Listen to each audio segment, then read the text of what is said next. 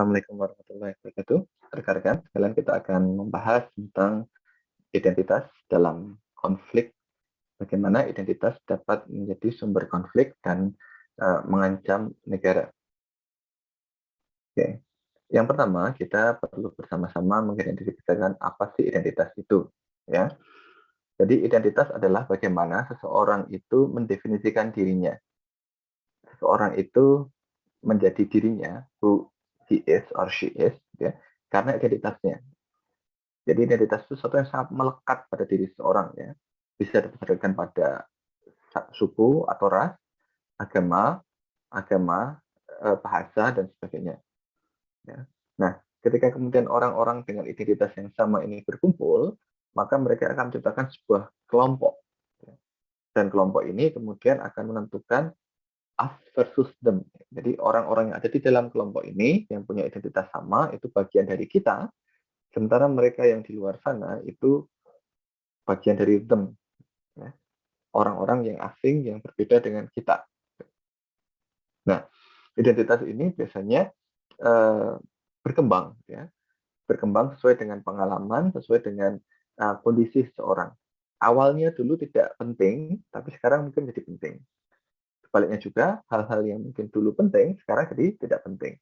Misalnya begini, misalnya identitas Anda sebagai seorang anak. Ketika dulu Anda kecil, itu sangat penting sekali. Siapa orang tua Anda, siapa keluarga Anda anaknya siapa, itu sangat penting sekali. Kalau kemana-mana, oh anaknya Pak ini, oh anaknya Bu ini, begitu. Bagi Anda sendiri, identitas itu juga penting. Oh saya itu anaknya bapak saya, anaknya ibu saya. Gitu. Nah, ketika kemudian Anda beranjak dewasa, maka perlahan namun pasti identitas ini akan berganti dengan identitas yang lain. Ya, ada masa di mana kemudian kelompok pertemanan itu lebih penting daripada keluarga.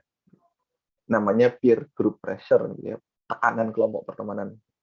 Maka kemudian ada anak-anak yang kemudian mengidentifikasikan dirinya sebagai misalnya anggota geng. Aku anggota geng ini, anggota geng itu. Gitu.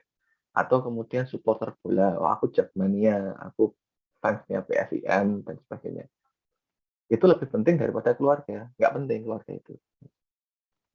Ya, ada juga yang kemudian menemukan aktivitas keagamaan, ya, sehingga kemudian lebih bangga ketika menjadi anggota jamaah apa atau organisasi apa dan sebagainya. Nah, tapi ketika kemudian misalnya Anda lulus dari UII, maka identitas itu berubah lagi, gitu. Malah udah nggak penting sekarang geng-gengan, gitu. Nggak penting uh, organisasi-organisasian, yang penting sekarang bekerja. Dan kemudian Anda misalnya bisa diterima di Kemlu, maka muncul identitas baru sebagai anggota Kemlu, seorang diplomat. Ada kebanggaan tersendiri di sana, ada rasa terikat dengan sesama anggota Kemlu, dengan sesama diplomat dan sebagainya. Ya, nah identitas ini selalu berubah seiring dengan pengalaman, dengan pertumbuhan seorang manusia. Nah, ketika kemudian kita berbicara dalam bidang politik dan hubungan internasional, identitas itu kemudian akan memuncak pada yang kita sebut sebagai nation atau bangsa. Ya. Nation atau bangsa itu adalah kelompok orang yang memiliki identitas yang sama, ya, dan mereka tinggal di daerah yang sama. Nah, maka kemudian orang-orang ini memiliki keinginan untuk apa? Untuk merdeka, ya, untuk berdaulat. Merdeka artinya eh, bisa menentukan sendiri apa nasib mereka, ya, apa maunya mereka. Berdaulat itu bisa mengelola sendiri apa yang ada di dalam wilayah mereka. Misalnya punya sungai, sungainya mau diapakan? Mau dikeringkan, mau dijadikan rawa-rawa, mau dilestarikan, itu terserah kita dong. Punya emas, gitu ya, mau ditambang, mau dibiarkan, kalau ditambang dijual ke siapa, ya terserah kita dong. Itu berdaulat. Nah, dalam bahasa internasional kita kemudian punya sovereignty, ya, atau kedaulatan. Berarti kemudian sebuah bangsa itu mengelola sendiri unit politiknya dan ada right to determination atau hak untuk menentukan kehidupannya. Ya, bagaimana kemudian bangsa ini mau hidup ke depannya itu terserah bangsa tersebut. Nah, unit politik yang biasanya dikelola oleh bangsa bernama negara atau state. Jadi disinilah kemudian lahir konsep nation state atau negara bangsa, di mana kemudian sebuah bangsa, kelompok dengan identitas tertentu, yang tinggal di daerah tertentu, mengelola satu unit politik tertentu. Ya. Nah, kalau kemudian kita melihat dalam sejarahnya, gerakan nasionalisme ini, di mana kemudian ingin sebuah bangsa itu memiliki negara tertentu, dimulai dari Revolusi Prancis. Kemudian menyebar ke seluruh dunia melalui Perang Dunia Pertama dan Perang Dunia Kedua. Di akhir Perang Dunia Kedua, sebagian besar bangsa di dunia ini sudah memiliki unit politiknya sendiri. Tapi masih ada beberapa bangsa yang belum. Nah, ketika kemudian kita melihat bagaimana sih identitas ini bisa menghasilkan konflik, ya, kita melihat kembali lagi pada konsep bangsa. Setiap bangsa menginginkan agar bangsa tersebut bisa mengelola negaranya masing-masing, kan gitu. Maka idealnya satu bangsa punya satu negara. Gitu. Satu negara terdiri dari satu bangsa. Tapi kemudian kenyataannya tidak demikian. Ya. Kenyataannya ada bangsa-bangsa yang tidak memiliki negara. Ya. Atau kemudian ada kolonialisme sehingga bangsa tersebut tidak bebas menentukan nasibnya sendiri. Ya. Sehingga negara bangsa itu kemudian akhirnya tidak ideal, satu negara untuk satu bangsa punya satu negara tidak ideal seperti itu. Yang terjadi kemudian adanya kolonialisme, ya, bangsa satu menjajah bangsa lain, sehingga bangsa yang terjajah tidak bisa menentukan hidupnya sendiri. Atau kemudian ada satu negara yang di dalamnya terdiri dari banyak bangsa. Ya. Contohnya, negara yang dalam bahasa Indonesia kita sebut sebagai Inggris, itu sebenarnya sebuah negara yang terdiri dari beberapa bangsa. Dan bangsa Inggris adalah salah satu bangsa tersebut. Kan itu. Maka nama resminya sebenarnya United Kingdom, ya, atau Kerajaan Persemakmuran, Kerajaan Persatuan. Di dalamnya terdiri dari 4 bangsa. Ada Inggris, Skotlandia, Irlandia, dan Wales. Ya. Jadi kalau kita bicara dalam bahasa Inggris, British, ya, United Kingdom of Great Britain, warganya itu semuanya disebut sebagai British people. Nah, di dalamnya ada 4 bangsa, Englishmen, Scotland, ya, kemudian Irish, dan Wales. Ya, jadi English, Scottish, Irish, dan Wales. Itu empat bangsa yang ada di dalam negara United Kingdom. Atau kemudian bisa jadi ada suatu bangsa yang terbagi ke dalam beberapa negara. Ya. Contohnya misalnya di perbatasan Turki ada bangsa namanya Kurdi. Nah, bangsa Kurdi ini tidak hanya ada di Turki, tapi juga ada di Irak, juga ada di sebagian Iran, Suriah. Jadi satu bangsa terbagi ke dalam 4 negara. Gitu. Nah, atau kemudian ada suatu bangsa yang tidak punya negara sama sekali. Ya. Sebagai contohnya, misalnya bangsa Palestina, yang sampai saat ini belum punya negara Palestina. Nah, di beberapa tempat, gitu ya, kelompok-kelompok ini bisa hidup dengan damai. Tapi di tempat-tempat yang lain, ya, kelompok-kelompok ini tidak bisa hidup dengan damai. Kenapa demikian? Apa yang menentukan kemudian terjadinya konflik karena identitas ini? Ya. Nah, di sini kita akan membahas bagaimana kemudian identitas dapat menjadi sumber dari konflik politik. Nah, Anda bisa melihat the role of identity in conflict, ya, Handbook of Conflict Analysis and Resolution. Anda bisa cari di internet ada izin atau yang saya kirim. Oke ya. Jadi kenapa sih kok identitas menjadi sumber konflik? Kita bisa melihat peta ini ya. Di sebelah kiri Anda bisa melihat peta etnis di Afrika. Saya zoom. Setiap warna ini menunjukkan perbedaan etnis, ya, perbedaan identitas tertentu. Oh, ada banyak sekali etnis dan identitas di Afrika. Nah, tapi ketika kemudian pemerintah kolonial itu meninggalkan Afrika, mereka tidak membagi Afrika ke dalam unit-unit politik sesuai dengan batas-batas wilayah identitas tersebut. Ya.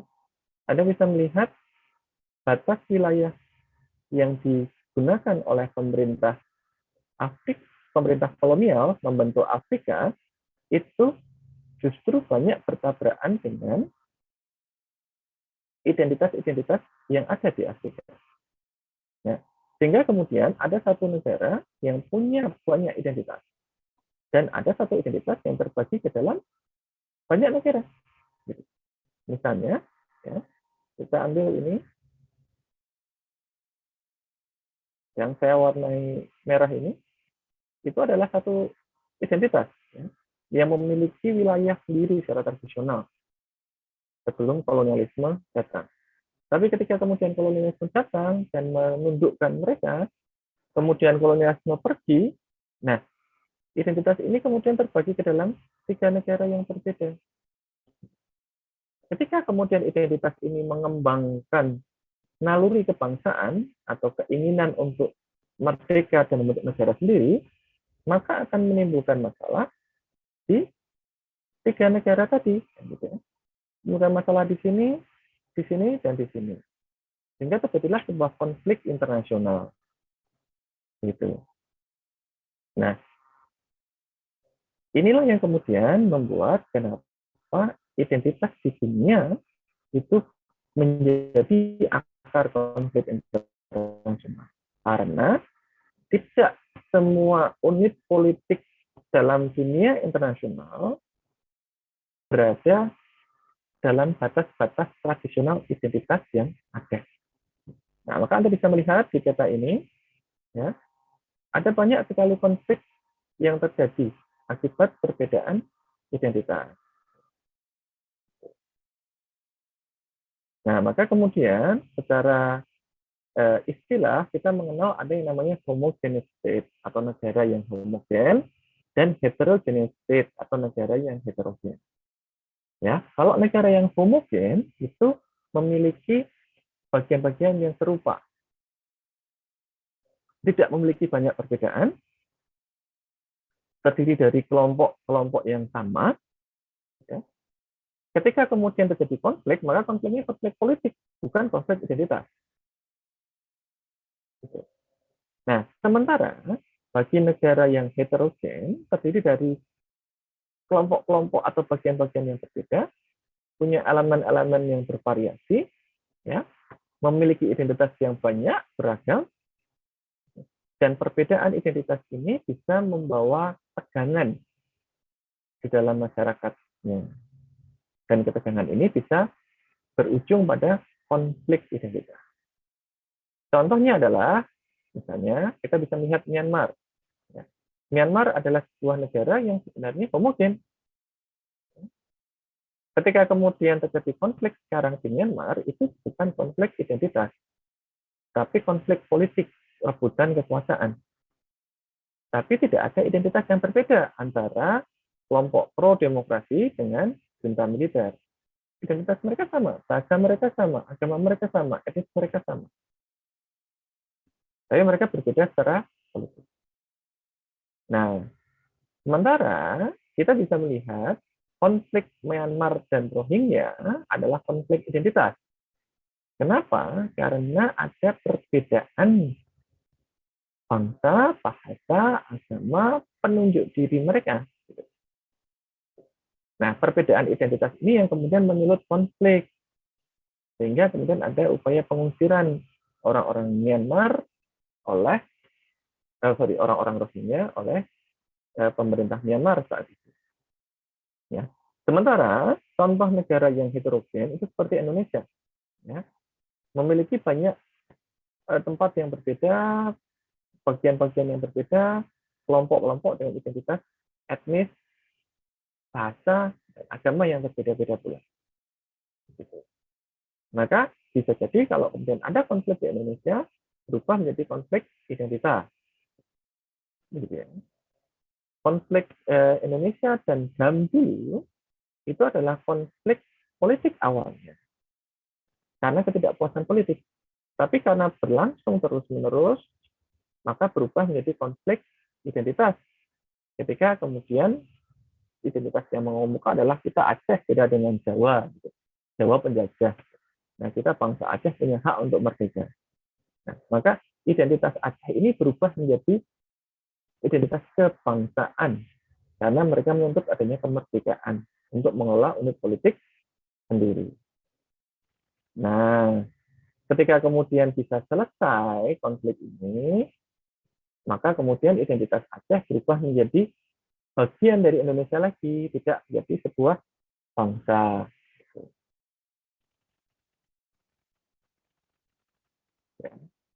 Nah, lalu kenapa kemudian ada negara-negara heterogen yang penuh konflik, ada negara-negara heterogen yang minim konflik? Nah, ini karena ada yang namanya social cleavage atau irisan sosial. Apa sih social cleavage itu? Social cleavage adalah kondisi di mana kelompok masyarakat itu terbagi ke dalam beberapa kelompok yang punya aspirasi berbeda. Ya. Aspirasi ini bisa karena macam-macam, bisa karena kondisi geografis. Ya. Sebagian kelompok hidup di daerah pusat pemerintahan, bagian kelompok yang lain hidup di daerah di pinggiran. Maka punya aspirasi yang berbeda. Karena biasanya kelompok yang di pusat pemerintahan itu lebih diperhatikan. Contohnya Jakarta dan Kalimantan Selatan misalnya. Banjir di Jakarta semua orang heboh, gitu ya. Sampai nggak tinggal di Jakarta pun ikut heboh ya. Orang Jogja ikut heboh, orang Semarang ikut heboh, orang Surabaya ikut heboh. Tapi banjir di Kalimantan Selatan kemarin bagaimana? Ini pemberitaan. Nah, karena inilah kemudian bisa jadi muncul perbedaan aspirasi antara mereka yang tinggal di pinggiran, di garis-garis, merasa tidak diperhatikan. Seperti yang terjadi pada kasus masyarakat Aceh waktu itu. Nah, yang kedua, ada perbedaan terkait kepemilikan modal. Kelompok yang punya modal, punya uang, pasti punya keinginan yang berbeda dengan pekerja harian atau pengangguran, mereka yang tidak punya akses terhadap modal. Begitu. Ya. Mungkin yang satu berpendapat subsidi itu tidak penting, bagi yang lain juga berpendapat subsidi itu penting. Nah, kemudian ada religion atau agama, perbedaan agama. Perbedaan agama biasanya membawa pada perbedaan kebutuhan. Nah, maka kemudian kebutuhan ini membawa pada perbedaan aspirasi juga. Misalnya umat Islam karena puasa di bulan Ramadan, maka tidak perlu dengan ada restoran, warung, dan sebagainya yang buka di bulan Ramadan, maka bisa jadi ada yang merasa terganggu. Tapi yang beragama di luar Islam, kemudian merasa tidak butuh dengan apa namanya kebutuhan umat Islam, ya mereka tidak berpuasa, maka mereka kemudian merasa tetap perlu ada restoran, warung yang buka dan sebagainya. Nah, perbedaan ini bagaimana dikelola? Ya. Ada yang namanya kemudian overlapping usage, ketika kemudian menumpuk, gitu ya. Jadi kelompok-kelompok itu anggotanya itu saling menumpuk, saling beririsan sama, gitu.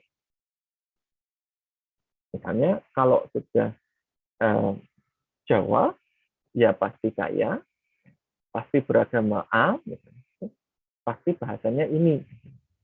Sementara kalau kemudian Papua, pasti miskin, pasti beragama B, pasti bahasanya itu. Jadi tidak ada ketemunya antara yang Jawa agama A, bahasa ini kaya dengan Papua, bahasa agama B, bahasa itu miskin, itu nggak ada ketemunya. Itu yang disebut sebagai overlapping cleavage. Ya, kelompok-kelompok sosialnya itu numpuk. Ada juga yang namanya cross cutting. Cross cutting itu yang menyebar. Ya. Jadi ada kelompok-kelompok yang anggotanya itu kemudian jadi anggota kelompok lain. Contohnya misalnya kita bisa melihat di sini ya. Yang biru itu contoh yang overlapping, yang merah contoh cross cutting ya. Misalnya pembagian etnis di Malaysia. Malaysia punya dua pembagian. Ya. Pertama adalah pembagian etnis, terdiri dari Cina, Malaysia, dan Melayu. Ini ada lagi satu India. Nah, kemudian ada pembagian kekayaan, ada kaya dan miskin. Kita ambil dua-dua saja yang gampang. Nah, kemudian namanya overlapping itu, ya kalau Cina pasti kaya, kalau Melayu pasti miskin. Ini pembagian yang overlapping. Maka tidak ada ketemunya. Gitu. Yang sering ketemu dalam perayaan etnis, ketemu dengan orang yang kaya, ya akhirnya lelaki-lelaki yang. Sementara yang miskin, yang harus bekerja keras, kerja kasar, ketemu dengan semua pekerja kasar, sukunya sama juga. Gitu. Nah, ini ya yang namanya overlapping. Kalau cross-cutting, itu misalnya contoh yang merah terjadi di England, ya, Inggris saat ini. Misalnya. Di sana ada juga pembagian kekayaan, ya, miskin dan kaya. Kemudian ada pembagian kelompok berdasarkan agama, Katolik dan Protestan. Nah, tapi kemudian tidak terjadi misalnya kalau Protestan pasti kaya. Tidak ada orang Katolik yang kaya, itu tidak. Tapi yang terjadi adalah cross-cutting, saling melintang. Gitu. Sehingga kita punya orang-orang kaya yang beragama Katolik, orang-orang kaya yang beragama Protestan, orang-orang miskin yang beragama Katolik, gitu ya, dan orang-orang kaya miskin juga yang beragama Protestan. Nah, jadi kalau misalnya orang-orang Katolik ketemu dengan sama Katolik di gereja, ketika bekerja, ya yang kaya ketemu dengan yang kaya, bisa jadi Katolik, bisa jadi Protestan. Yang miskin ketemu dengan yang miskin, bisa jadi Katolik, bisa jadi Protestan. Nah, jadi mereka kemudian lebih menyebar, gitu ya, menyebar. Nah, social privilege seperti ini penting ketika kita akan melihat terjadi konflik dalam sebuah kelompok. Ya, ketika yang terjadi adalah overlapping privilege atau ikatan kelompoknya itu saling numpuk, gitu ya, maka konflik itu mungkin akan terjadi lebih gampang. Begitu. Kenapa? Karena kelompoknya saling menumpuk, gitu. Sehingga sangat berbeda sekali antara pihak yang satu dengan pihak yang lain. Contohnya tadi, kalau udah Melayu, miskin. Kalau udah etnis Cina, kaya. Ini perbedaannya besar. Nggak pernah ketemu anggota dua kelompok ini. Nah, ketika kemudian ada masalah, ya, maka kemudian meledaknya cepat. Sementara kalau cross-cutting, perbedaannya itu tidak terlalu mencolok. Ketika ada yang kaya, kemudian ada yang miskin, kemudian masyarakat yang miskin misalnya mengalami kecemburuan, mau cemburunya ke siapa? Ya ke orang kaya, tapi orang kayanya kan ada yang juga seagama. Mungkin ke teman di gereja, terus ketemu, terus oke orang kaya tapi dia baik, dia pernah membantu saya. Nah, kemudian jadinya cemburuannya jadi turun. Sehingga kemudian tidak ada garis-garis pembatas yang jelas antara us versus them, antara saya, kita, melawan mereka, orang yang di luar sana. Begitu. Gitu ya. Nah, ya jadi kenapa kemudian ada satu negara lebih mudah mengalami konflik, sementara negara lain, meskipun juga memiliki perbedaan yang banyak, itu minim konflik. Karena mungkin di negara yang minim konflik, yang ada itu cross-cutting privilege. Sementara di negara yang banyak terjadi konflik tadi, mungkin yang terjadi adalah overlapping privilege. Ya. Nah, sebab yang lain, itu mungkin ada yang namanya relative deprivation, relatif. Yang namanya relatif itu berarti karena anggapan ya. Kalau mutlak atau absolut itu ya memang sudah pasti seperti itu. Tapi kalau relatif deprivation itu adalah perasaan dari satu kelompok bahwa ini sebenarnya itu hak saya loh, kamu nggak berhak. Ini perasaan. Gitu. Mereka menganggap sesuatu itu hak mereka. Jadi kemudian mereka memusuhi pihak yang mereka anggap punya hak, mengambil hak mereka. Contohnya misalnya ketika saya di Inggris, ya, ada sebuah pekerjaan, ya jadi cleaner, jadi tukang bersih-bersih di universitas itu yang dikuasai oleh kelompok tertentu. Gitu. Jadi ada yang Malaysia, terus gitu. Jadi kalau kemudian ada student Malaysia baru mencari pekerjaan, nah biasanya dia kemudian akan bekerja di sana. Di saat yang sama, juga ada sebuah rumah makan yang pekerjanya itu cleanernya biasanya dari orang Indonesia terus gitu. Nah, kalau kemudian ini kan jadi ada perasaan seakan-akan pekerjaan di rumah makan ini itu haknya orang Indonesia gitu. Maka ketika kemudian misalnya pelajar atau student dari Bangladesh gitu, kemudian ada perasaan ini relative deprivation. Oh, ini mengambil hak ini. Harusnya kan orang Indonesia gitu. Nah, kemudian jadi bermusuhan, jadi apa? Itu contoh seperti itu. Ya, jadi ada perasaan sudah ini hakku loh. Kamu nggak boleh. Kok kamu ngambil hakku? Contoh lagi misalnya di Inggris ya, orang-orang Inggris merasa kalau bekerja di Inggris itu adalah hak mereka. Maka ketika kemudian banyak imigran datang dan bekerja di Inggris, mereka merasa diambil haknya. Padahal kan ya sebenarnya tidak juga. Para pekerja itu, imigran-imigran itu datang dengan legal, mereka mencari pekerjaan dan memang sesuai kualifikasinya. Nah, kadang orang-orang Inggrisnya sendiri yang nggak mau merasa gajinya terlalu rendah dan sebagainya. Tapi ketika kemudian orang-orang dari imigran ini yang bekerja, orang-orang asli Inggris merasa terambil pekerjaan. Ya, jadi itu relatif deprivation itu seperti itu. Yang berikutnya adalah security dilemma. Ketika kemudian ada dua kelompok, ya, nah satu kelompok ini merasa saya harus menambah senjata biar aman. Ya, jadi sebenarnya dia ingin aman, menambah senjata karena dia ingin aman. Tapi kemudian ditangkap oleh kelompok kedua, kok dia timbul senjata, jangan-jangan dia mau menyerang. Nah, sehingga kemudian kelompok kedua merasa terancam dan dia menimbun senjata juga supaya tidak diserang oleh kelompok A. Nah, kelompok A yang awalnya sudah aman karena punya senjata 5, loh kok tiba-tiba kelompok B beli senjata juga? Wah, bahaya, benar kan mereka mau nyerang. Kita perlu beli senjata lagi. Akhirnya mereka beli senjata, punya 10. Begitu tahu kelompok A punya senjata 10, kelompok B semakin terancam. Mereka merasa bahwa, oh jangan-jangan kelompok A membuat senjata untuk menyerang kita. Kita harus beli senjata lagi. Begitu terus ya, sehingga terjadi penumpuan senjata di kedua belah pihak karena merasa masing-masing terancam dengan sikap dari kelompok yang lain.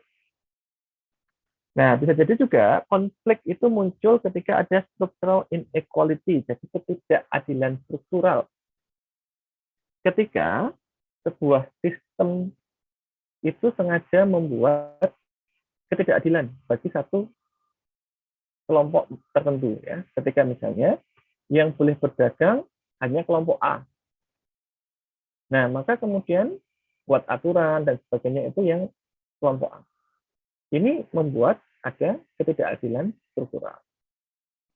Bagaimana dengan kelompok B, C, D, E, F, G, H, sampai Z?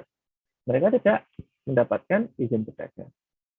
Ya, jadi kalau structural inequality itu sengaja negara, kelompok penguasa sengaja membuat aturan yang menguntungkan satu kelompok dan mungkin mengabaikan kelompok-kelompok lain. Nah, ini bisa menimbulkan konflik atau yang disebut sebagai negara gagal. Ketika negara itu sudah tidak bisa menjalankan fungsinya, maka bisa terjadi konflik di sana. Nah, demikian rekan-rekan bagaimana kemudian identitas bisa menjadi sebuah konflik ya dan bisa mengancam keamanan negara. Bagi yang presentasi ya, bisa kemudian mengambil contoh-contoh kasus, nanti bisa kita rundingkan bersama-sama Ada 4 kelompok yang fokus pada nasionalisme dan konflik, ya. Kemudian bagaimana kemerdekaan, bagaimana separatisme, dan sebagainya. Dan yang kedua, itu 4 kelompok yang lain yang fokus kepada identitas sebagai penyebab konflik. Nanti bisa Anda rundingkan dengan tutor Anda. Oke, silakan kalau ada pertanyaan bisa kita diskusikan.